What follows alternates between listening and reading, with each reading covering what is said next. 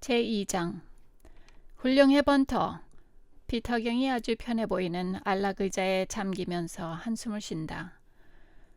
나도 그보다 더 잘할 수 없었을 거야.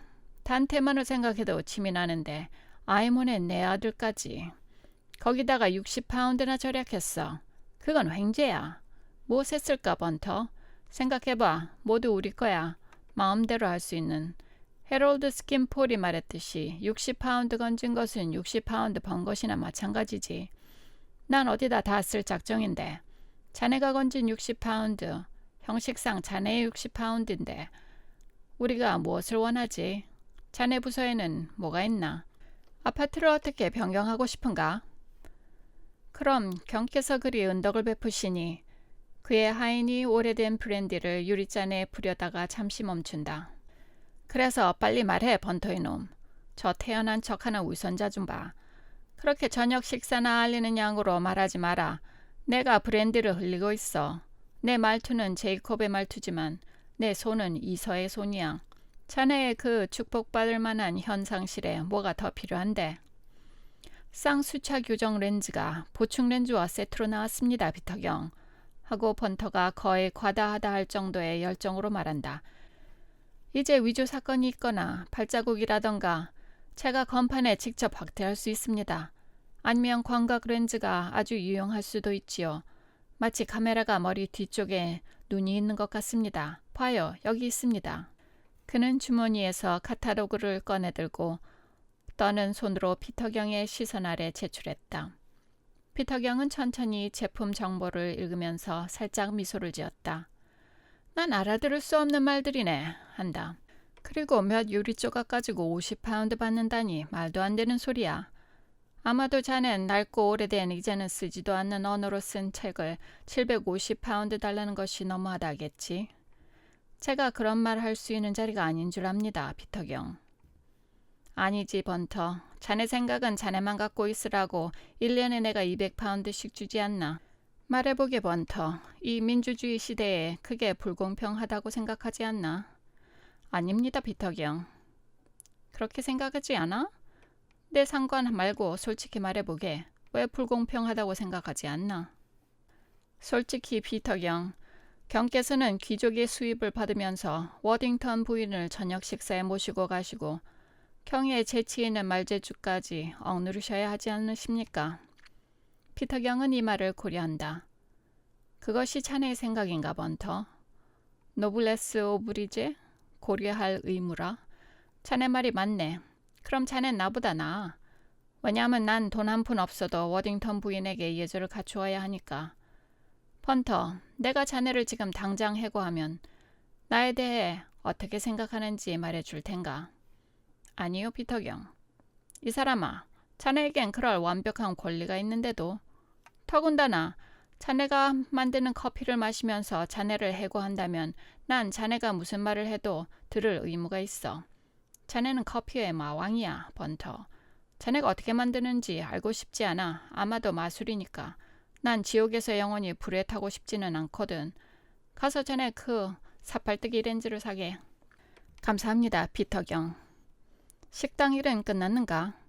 아직입니다, 피터경. 그럼 끝나는 대로 들어와. 해줄 말이 많아. 헬로? 저건 누구야? 마침 초인종이 날카롭게 울렸다.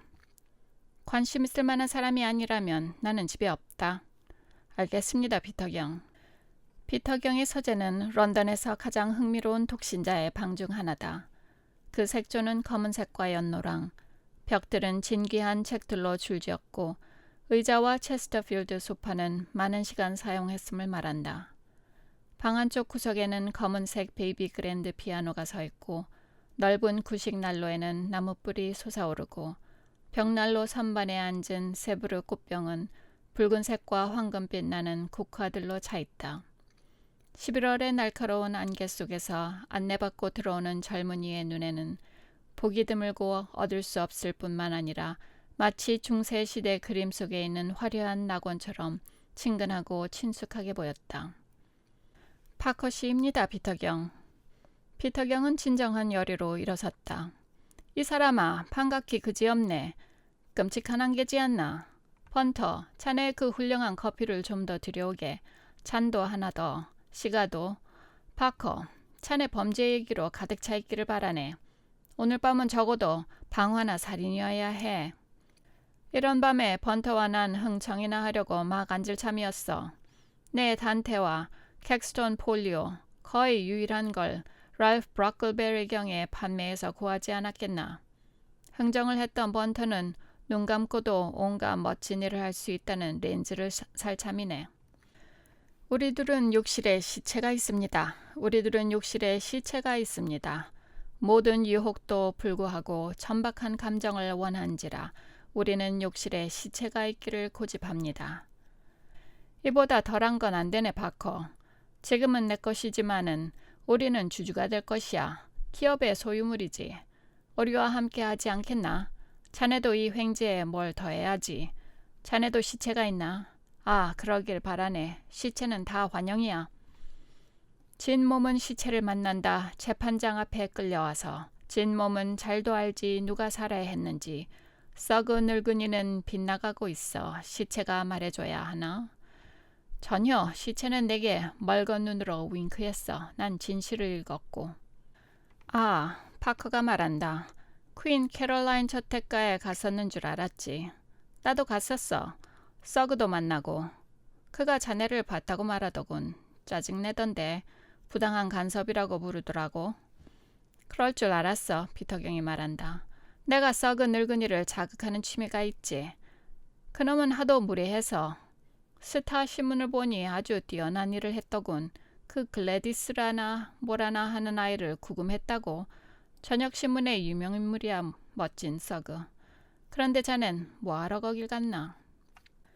사실은 파커가 말한다. 그 샘족같이 생긴 딥스씨 욕실에 있던 시체가 만에 하나 루벤 레비경이 아닐까 하고 갔었다네. 근데 아니었어. 루벤 레비경? 잠깐. 내 그 얘기 본 것 같은데. 맞아. 헤드라인. 유명한 금융가의 의문스런 실종. 그게 다 뭐야? 난 자세히 안 읽었어. 그것이 조금 이상해. 아무 일도 아니기 쉽지만 그 늙은이가 자기만 하는 이유로 사라졌기 쉽지. 오늘 아침에야 일어난 일인데 아무도 별달리 생각 안 했을 것인데 그저 사라진 날이 그가 중요한 재정회의에 참석하기로 한 날인데다 수백만이 관련된 거래를 하기로 돼 있었거든. 내게 모든 세부 사항은 없지만 그에겐 거래가 성사되지 않게 바라는 적들이 있기에 이 욕실의 시체 얘기를 들었을 때 달려와 본 거지.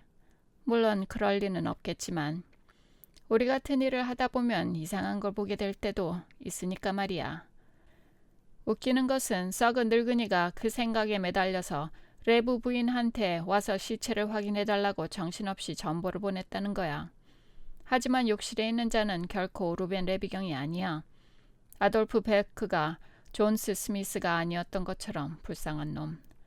그런데 희한한 것은 그자가 수염만 있었으면 아주 기막히게 루벤경을 닮았다는 것이지.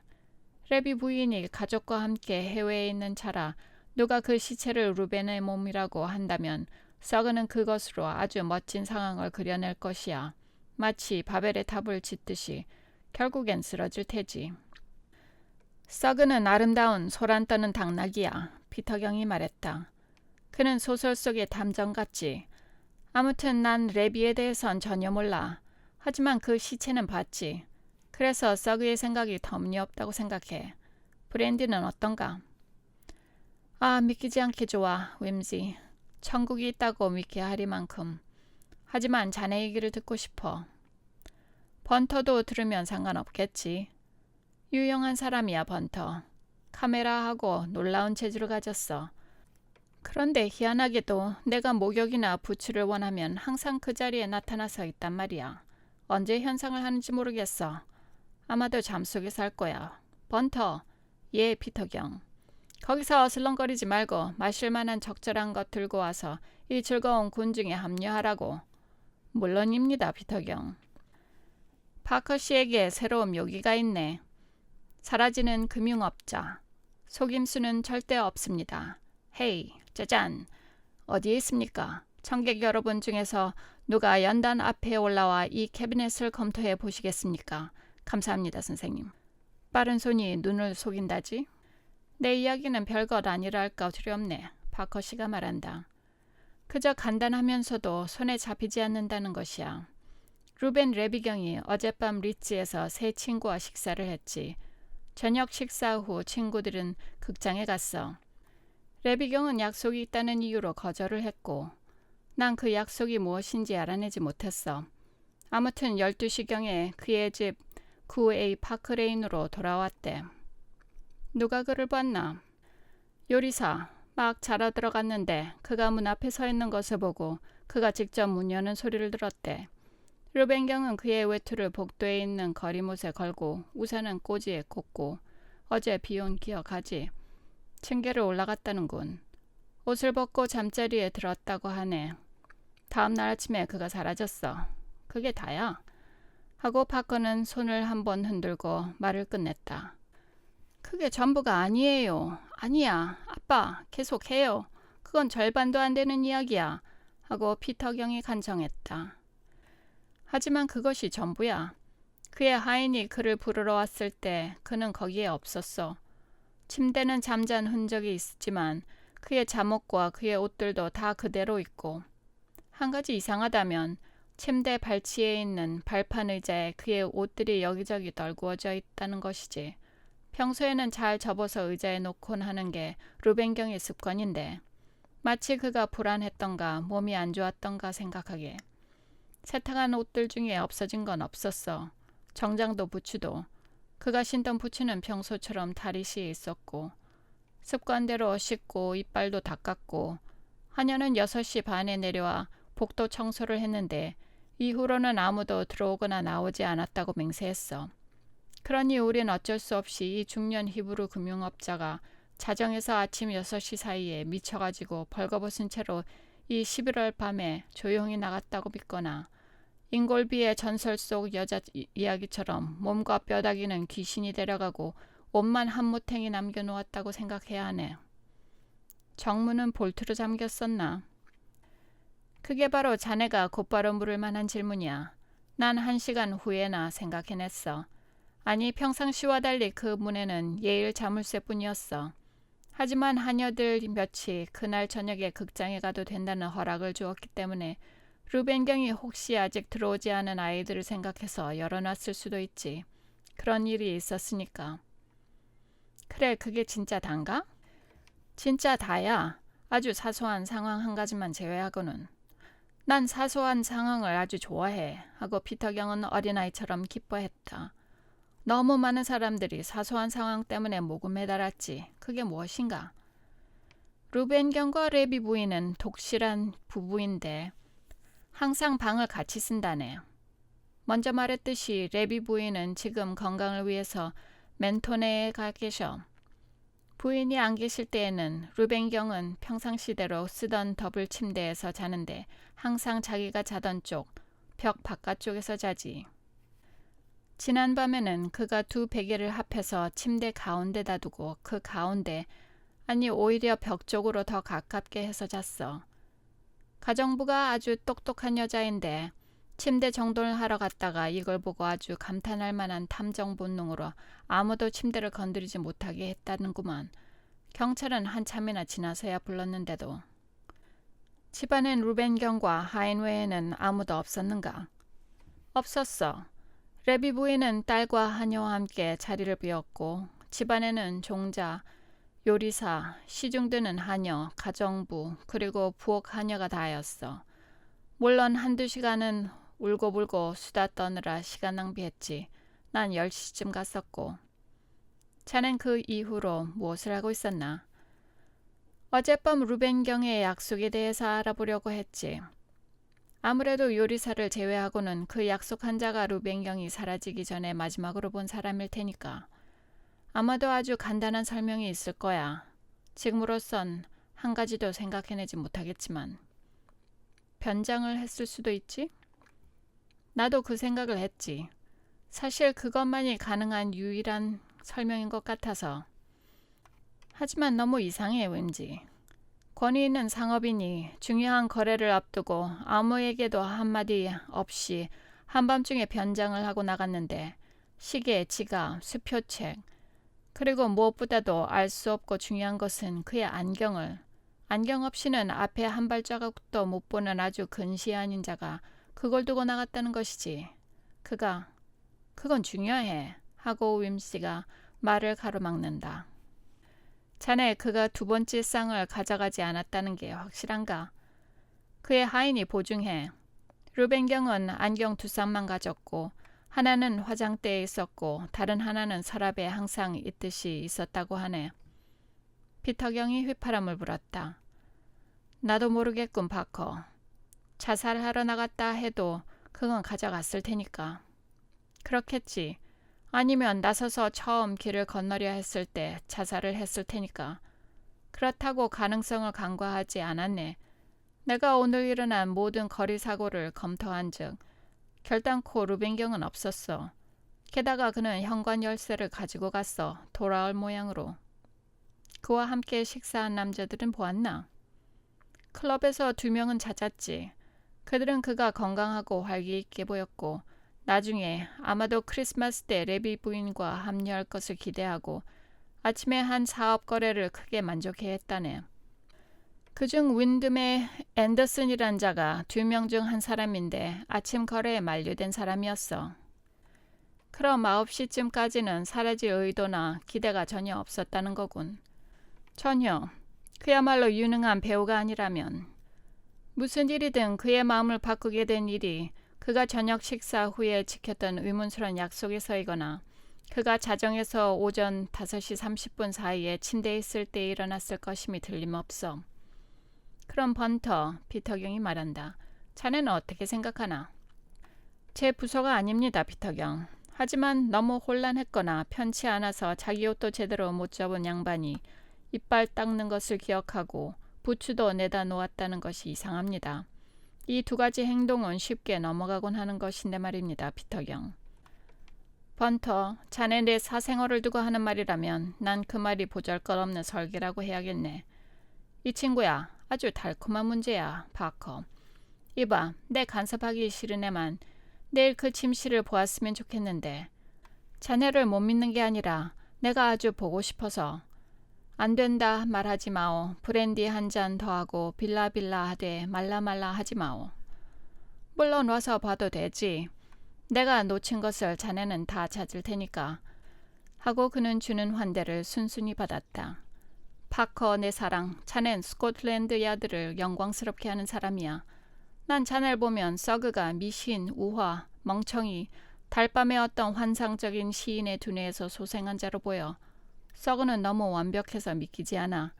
그나저나 그는 그 시체를 어떻게 생각하나? 서그 말로는 하고 파커가 정확하게 대답한다. 시체는 머리 뒤에 있는 타격상으로 죽었다. 의사가 그에게 그랬지. 그의 말로는 죽은 지 하루나 이틀 되었고 이것도 의사가 한 말이야. 그의 말로는 시체는 50대 잘 사는 히브리 사람이라고 했고 누구든 그 정도는 알 수 있지만 그의 말로는 그 시체가 아무도 모르게 창문으로 들여왔다고 생각하는 것은 어리석은 일이라고 하네. 그는 아마도 그 시체가 지발로 정문으로 들어와 집안 식구 중 누구에게서 살해당했다고 말하고 있어.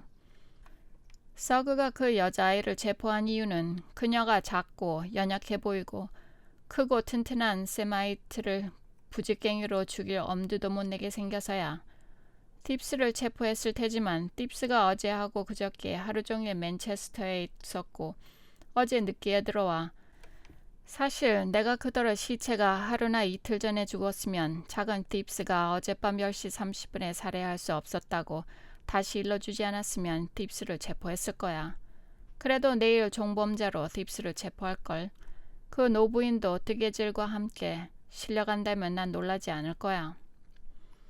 정말 그 작은 사람이 알리바이가 많아서 다행이야, 피터경이 말했다. 하지만 시체의 유대성, 경직성 및 기타 본질성에 모든 믿음을 둔다면 어떤 의심 많은 짐승 같은 검찰관이 갑자기 의학적 증거들을 뒤집고 다닐 각오를 해야 할 거야.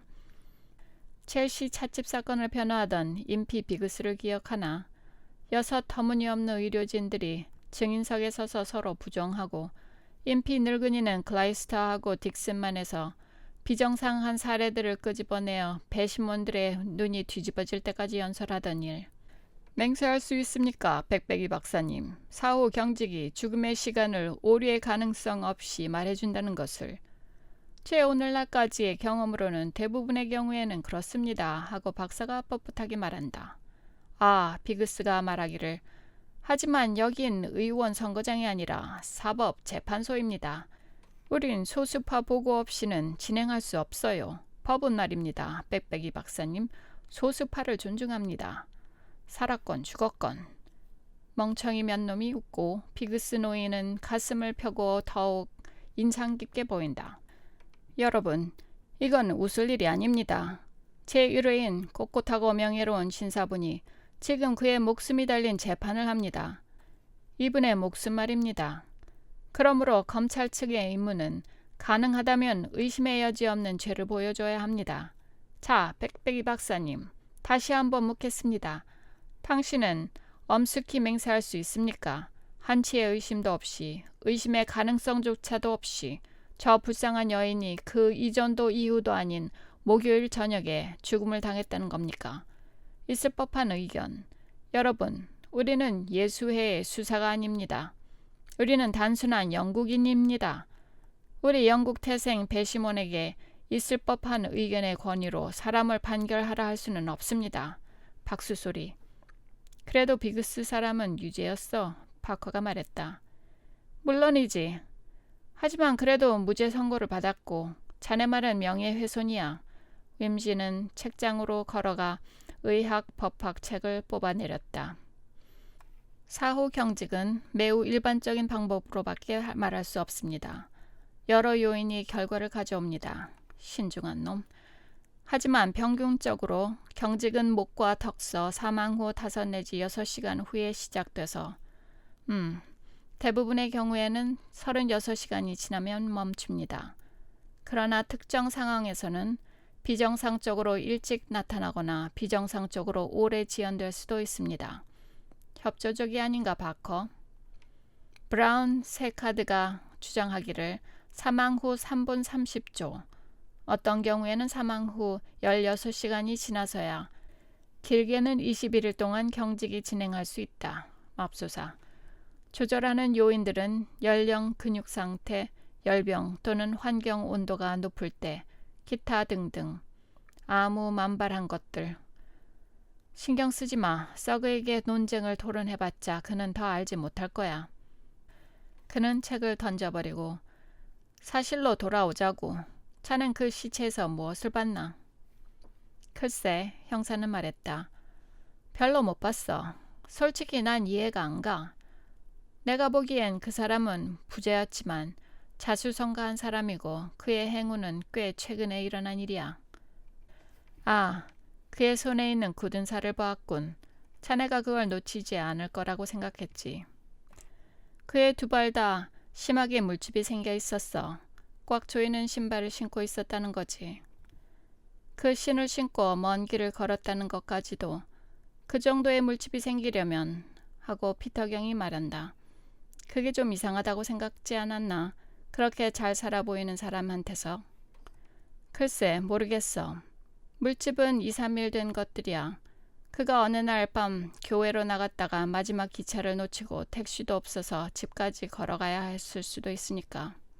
가능해. 그의 등 전체와 한쪽 다리에 작고 붉은 자국들이 있었는데 난 그걸 어떻게 설명해야 할지 몰라. 나도 봤어.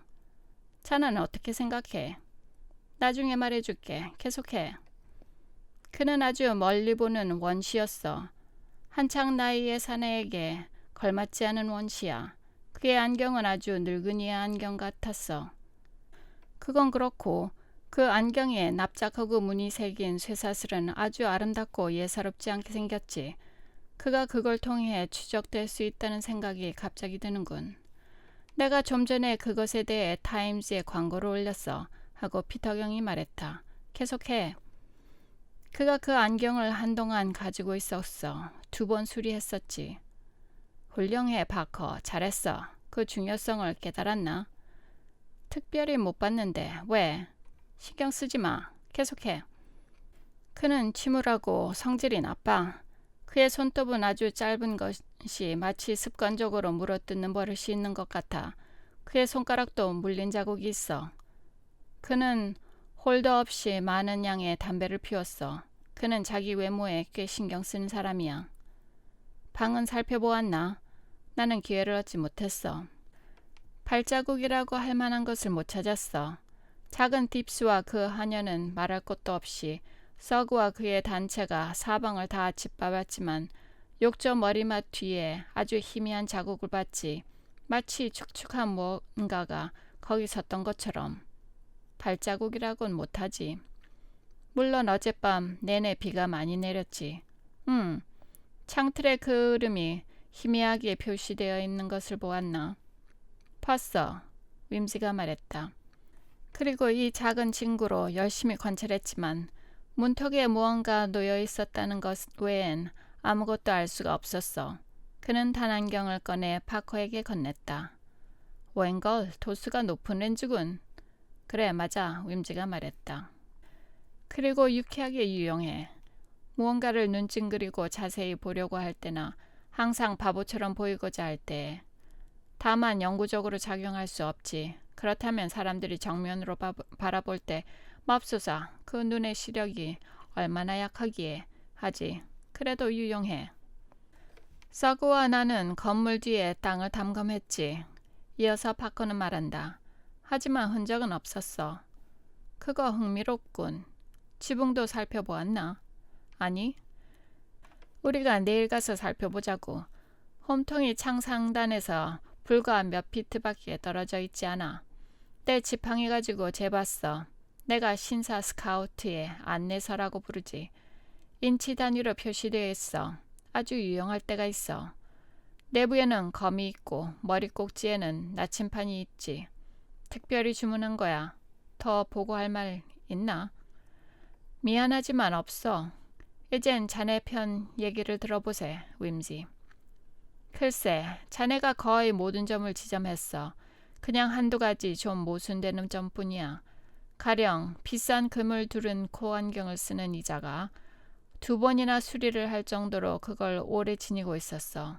그럼에도 불구하고 그의 이빨들은 변색했을 뿐만 아니라 많이 부패되었고 마치 그의 생에 한 번도 칫솔질을 안 한 것처럼 보여. 한쪽은 어금니가 4개가 나갔고 다른 쪽은 3개. 그리고 앞니 하나가 부러졌어. 그의 머리와 손을 보면 그가 외모를 중요시 여겼다고 생각하는데 자네 생각은 어떤가? 아, 저 출신의 자작 남성들이 치아에 별로 신경을 안 쓰는 건 더불어 치과 의사라면 질색을 하지. 그건 사실이야. 하지만 그 어금니들 중 하나는 부러진 데가 하도 거칠어서 닿는 자리 혀에 상처가 나 있었어. 그처럼 아픈 것도 없을 거야. 자네 말론 그가 여유 있음에도 불구하고 치과에 가서 그 일을 갈아내기보다는 그 고통을 참으리라 믿나? 글쎄, 사람들은 기묘하니까. 난 몹쓸 고통을 참을 망정 치과 의사의 문턱은 못 넘는 하인들을 알아. 그런데 자넨 그걸 어떻게 봤나, 왠지. 입안을 봤지. 후레쉬로. 피터경이 말했다. 유용한 도구야. 성냥갑처럼 보이지. 아무튼 괜찮겠지만 자네의 주선을 끌어보는 거지. 2번째 점은 머리에는 제비꽃 향 바르마를 바르고 손은 매니큐어하고 그 외에도 다 신경 쓰는 자가 귓속은 전혀 안 씻었어. 귀지가 가득 찼더라고. 끔찍하게. 그 점은 나도 할 말이 없군. 왠지. 난 보지도 않았어. 그래도 오래된 버릇. 나쁜 습관은 몹시 힘들게 죽는 법이라. 맞아. 그렇게 적어놔. 3번째 점. 매니큐어하고 나머지 모든 눈부시게 깔끔한 자가 벼룩이 문제에 시달렸어. 맙소사, 자네 말이 맞아. 벼룩에 물린 자국들. 난 생각지도 못했어. 의심의 여지가 없어, 이 사람아. 그 흔적은 희미하고 오래되었지만 틀림없다. 뭐 이 모든 것이 아마도 누구에게나 있을 수 있는 일이지. 따로따로라면. 4번째 점. 제비꽃 향 파르마를 머리에 바르고 기타 등등 하는 자가 그의 몸은 아주 강한, 얼마나 강한지 24시간 후에도 냄새를 맡을 수 있는 석탄산 비누로 씻는다는 건. 석탄 벼룩이를 제거하려고? 네, 한 가지 말하지만 바커. 자네는 모든 질문에 대답이 있어. 5번째 점. 매니큐어하고 비록 손톱을 물어뜯긴 했지만 조심스럽게 거두는 신사 양반이 발톱은 까맣고 지저분한 데다가 몇 년째 발톱도 안 깎은 것처럼 보여. 이전에 지시한 바대로 모두 그 습관성의 한 조각? 그래, 알아. 하지만 그런 습관성? 자, 6번째이자 마지막 점. 이렇게 가끔은 신사다운 습관을 가진 자가 비가 엄청 쏟아지는 한밤중에 그것도 창문을 통해 들어왔어. 24시간 전에 죽었음에도 불구하고. 그리고 걸맞지 않는 코안경을 쓰고 조용히 딥스시에 욕조에 누웠지. 그의 머리는 한 점도 흐트러지지 않았어. 얼마나 최근에 자른 머리인지 꽤 많은 깎인 머리카락들이 목과 욕조에 붙어 있었어. 그런데다 면도 또한 얼마나 최근 했는지 뺨의 한 줄기에 마른 비누 자국이 있고 윰지! 잠깐! 그리고 그의 입에 마른 비누. 번터가 일어나서 갑자기 형사의 발꿈치 옆에 나타나더니 공손한 집사역을 한다. 브랜디 좀 더 드릴까요, 바커씨? 하고 중얼거린다. 윰지! 바커가 말했다. 자네 날 소름 끼치게 만들고 있어. 그는 잔을 비웠다. 갑자기 어떻게 잔을 비웠는지 모르겠다는 양 뚫어지게 쳐다보더니 잔을 내려놓고 일어나서 책장으로 걸어가 돌아서서 등을 대고 말했다. 이봐, 윰지, 자네 탐정 소설을 읽고 있었나? 자네 말은 터무니없어. 아니, 안 그래? 하고 피터경이 졸리는 듯 말했다. 탐정 소설에 쓰기 흔치 않게 좋은 사건이긴 하지. 안 그래? 번터, 우리가 하나 쓰자고. 자네는 사진으로 사파를 작성해. 비누가 그의 말도 안 돼. 파커가 말했다. 아마도 다른 무슨 변색 아니? 하고 피터경이 말한다. 거긴 머리털이 있었어. 뻣뻣한 것들. 그는 수염을 가졌었어. 그는 주머니에서 시계를 꺼내 길고 뻣뻣한 머리카락 몇 개를 집어냈다. 이는 그가 내부 케이스와 외부 케이스 사이에 갇혀놓은 것이었다. 파커는 손가락으로 한두 번 뒤집고 빛 가까이에서 바라보고 렌즈로 검사한 뒤 묵직한 번터에게 넘기고는 자네 말은 즉 윰지, 살아있는 멀쩡한 사람이 그는 거칠게 웃으며 입을 딱 벌리고 면도를 한 뒤에 털이 가득 찬 입을 가진 채 살해당했다는 말인가? 미친 소리야.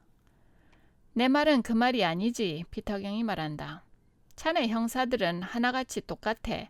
그 두개골에 아이디어 하나밖에 못 갖고 있어. 왜 당신들이 임명되는지 알다가도 모르겠어. 그는 죽은 다음에 면도를 한 거야. 기발하지 않나? 이발사에게 흔치 않은 작업일세, 안 그래? 자, 이리 와 앉아, 이 양반아. 바보처럼 떵떵거리지 말고. 전쟁에는 더한 일도 있어. 이건 단지 깜빡이는 싸구려 소설에 지나지 않아. 하지만 이거 하나 말해주지, 파커. 우리가 상대하는 이 범죄자는 진짜 예술가이자 상상력을 가진 역병인 진짜 예술적 완전한 놈이란 것. 나는 즐기고 있네, 파커.